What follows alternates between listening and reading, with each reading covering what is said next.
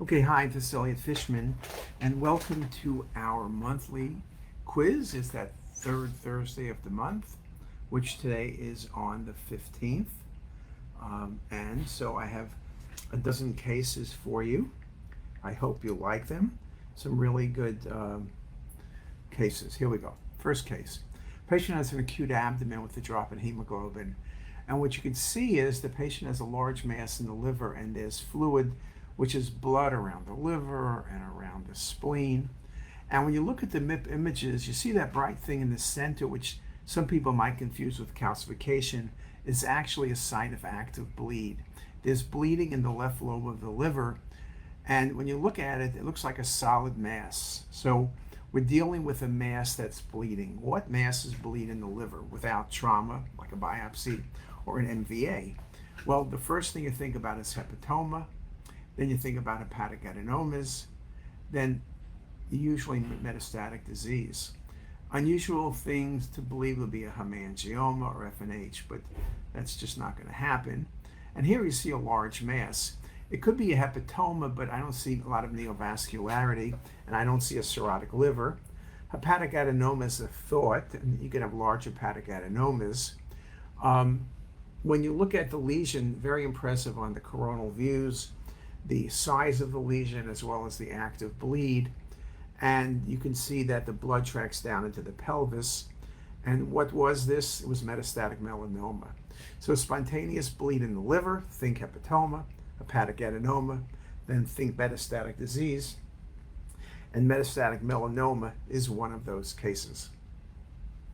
Okay, another case, incidental finding. You see a lesion in the right lobe of liver with dense calcifications. Now, there's no enhancement, and if you look at the multiple different sequences, there's no enhancement of the lesion or the calcifications. Now, if you see calcifications in a lesion, you can think about a mucinous tumor, right? Like a colon cancer, maybe ovarian cancer, maybe gastric cancer. So mucinous tumors, but they're often multiple, and here it's very well defined and clustered. It doesn't have the look of calcifications post-trauma. It doesn't have the look of someone who was injected like a TACE procedure. The rest of the abdomen and pelvis look good.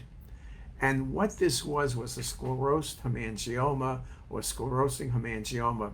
Those are benign hemangiomas, which essentially, in some sense, autoinfarct. They have dense calcification. There's no enhancement. And at times, this is a bit unusual the way it's calcified. Other cases, it just looks like a soft tissue mass in the liver without calcification, more common in the right lobe, and can easily be confused with metastatic disease. It is a very unusual and important diagnosis. A patient with right upper quadrant pain, and this is sort of thinking about that first case. Here's a large mass right lobe of the liver. There's cirrhosis, and there's portal vein involvement, and there's active bleeding around the liver. So in a sense, there's rupture of the liver by a large hepatic mass with invasion of the portal vein and active bleeding. Again, remember I said before, hepatoma, hepatic adenoma, metastasis for rupture of the liver without trauma or biopsy.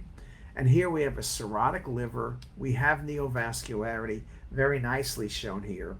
We have the active bleeding, and in this case, the diagnosis of hepatoma is going to be a whole lot easier. And on the cinematic, you see the hepatoma and the active bleeding. Very nicely shown. This patient has back pain. What's the findings? There are bilateral adrenal masses, and if I just say bilateral adrenal masses, you can say metastasis, adenomas, pheochromocytomas 10% of the time. You can go through many things. But here you see haziness around both adrenals.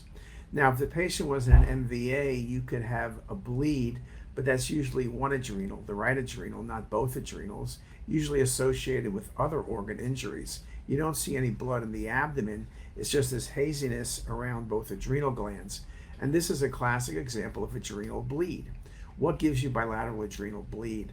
Usually patients are on anticoagulant therapy. That's the most common pathology. Yes, metastasis can cause bleeds, but all of those tumors are going to be unilateral.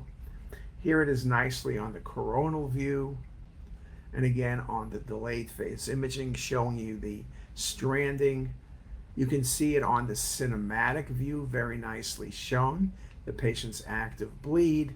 And this was bilateral adrenal hemorrhage in this patient with Coumadin, okay? Coumadin is one of the classic anticoagulants where spontaneous adrenal bleeds occur.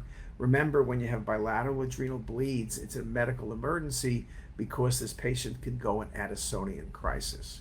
Very important.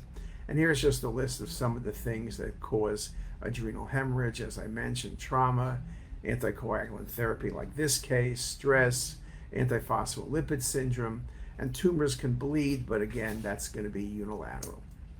Rule out dissection. Well, there's no dissection here, but there's a large mass in the mid to posterior mediastinum. When you look at the mass, there's calcifications, there's fat in the mass, it's solid. If you put this in the anterior mediastinum and you give me a 20-year-old, the first thing I say is teratoma. This is a funny location for a teratoma, and it's also funny to find a teratoma or in an 80-year-old. You know, lymphoma, it was treated, but the patient had no treatment. It's not a vascular process, it's not dissection. This is a large mass, low density, fat and calcification. This was a teratoma. Just a really, really nice case. This patient had fever and shortness of breath, and when you tell me or show me, like this case, multiple nodules in the lung with haziness around them, it looks like hemorrhagic lesions. Now you could say this could be infection, that's a possibility, a fungal infection perhaps, though usually you don't get that haziness like this patient has. You can think about metastatic disease if a patient had a metastasis like choriocarcinoma or renal cell that give vascular lung metastasis. But this patient, I'll tell you, had no known tumor. So now you're thinking about multiple lesions, some are cavitary. Again, I gotta be thinking infection, septic emboli, IV drug abuse, endocarditis, something like that. Well, this is a great case because one of the other things that gives you multiple masses, haziness, looks like hemorrhagic lesions, are lymphoma. Lymphoma can present with multiple lung masses, and you may not see any other finding. Just a terrific case. A patient with back pain, there's a mass in the tail of the pancreas. The back pain probably is not from this mass. This mass is well defined, it's cystic. The more you look at it, it's cystic with septations. And on the venous phase, the septations are even better seen, as is the cystic changes. Well, I could think about a SPEN tumor in a younger patient. I could think about an MCN, though usually you don't see all of these cysts. When I see a lesion with multiple cysts like this, no dilated pancreatic duct, I'm thinking about a serous cystadenoma, which this was. Serous cystadenomas have a range of sizes, can have central calcification, but this kind of multiple small cysts are the classic appearance. Another patient, large mass. Again, you would look at the images to make sure this wasn't adrenal or coming off the stomach. This is from the pancreas. There's multiple cystic components, there's coarse calcifications, there's multiple septations, the kidneys look good. This is not a GIST tumor off the stomach, it's not a retroperitoneal sarcoma, it's a pancreatic mass. Dense central calcification, cystic changes, all of these findings are classic for a serous cystadenoma. I showed you a serous cystadenoma before, it was smaller, this is a very large one. A really good combination, and in this case, because of its size, it obstructed the splenic vein, and you see lots of collaterals in this patient with a serous cystadenoma with obstruction of the splenic vein. One of the reasons serous cystadenomas, which are always benign, are resected when they're smaller is they can keep growing, and now the patient is very symptomatic, but this would be really major surgery to do a pancreatectomy in this patient because of vascular involvement and the size of this lesion. Now, a patient with flank pain. Well, what you can see very impressively here is lack of enhancement of the left kidney and normal enhancement of the right kidney. If you look closely at the image on the left, you can see clot in the patient's proximal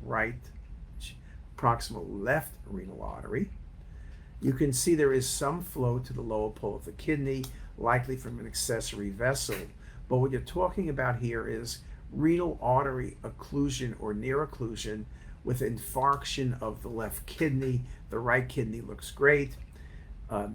Infarction, emboli to the renal artery, patients with endocarditis or patients with peripheral emboli are all possibilities. This is a really nice example. Here's the targeted images showing you the patient's renal artery on the left. Here's a cinematic rendering showing you the lack of enhancement of the left kidney except for some area in the lower pole. And this was a very nice example of renal artery clot and occlusion and thrombosis and infarction of the left kidney. What a great case. Last case, abdominal pain. There's a mass in the mesentery. It's fluid density. On the 3D imaging, it's sharply marginated, displacing but not obstructing bowel. So it's a mesenteric process. This isn't mesenteric nodes because it's water density. What things do you think about? Lymphangiomas, mesenteric cysts can be water density. Sometimes lymphangiomas can have almost negative density. Lymphangiomas can have septations, but not always. This is going to be a benign process, and this was a lympangioma. So that's it. Those were 10 cases. I hope you enjoyed them.